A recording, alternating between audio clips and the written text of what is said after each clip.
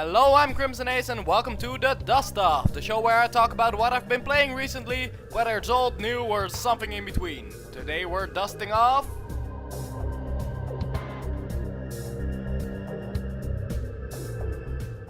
So the Metroid Prime trilogy was released on the Wii U a few weeks ago, so now for 20 bucks you can get Metroid Prime 1, 2 and 3 all together. 10 bucks if you got it in the first week, either way it's a lot cheaper than trying to find the damn thing online. Even though I've played most Metroid games, my only other experience with the Prime series was Prime 3 Corruption, so I wanted to buy the other two. I wasn't really expecting much I didn't already get from Prime 3, and boy was I wrong.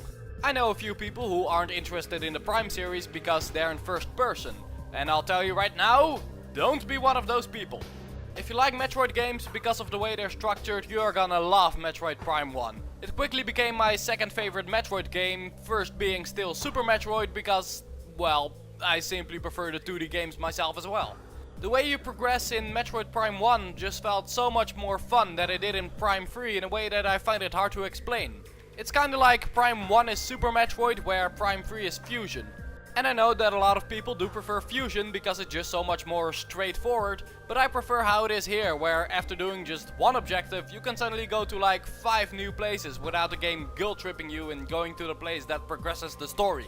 I'm looking at you, talking brain thing. Though if you don't know where you should go, the game does point it out after a while. Aside from the game just being all around fun structured, the other thing that sticks out to me is the storytelling. I'm usually rooting for a very direct storytelling, and while Other M itself didn't have a great story, it at least presented it well.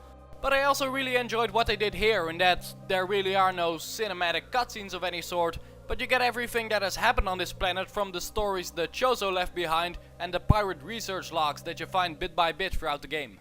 The fact that it's not telling the story of what is happening, but instead is telling the story of what has already happened, gives it a bit of an ominous feeling, which is made even stronger by the fact that these logs are all in different places and they're left behind kind of as a warning, and there's always some time in between finding all of them. The only real stain in the carpet here is the artifact hunting. To enter the final area in the game you need to locate 12 artifacts hidden all over the map. Some of them are fairly obvious and the hints are decent, but some of them are a case of finding a needle in a haystack at Walmart on Black Friday in space with your eyes closed. So that is the one part of the game where I do recommend using a guide instead of trying to find all these things yourself and looking around and not being able to find them and then getting annoyed.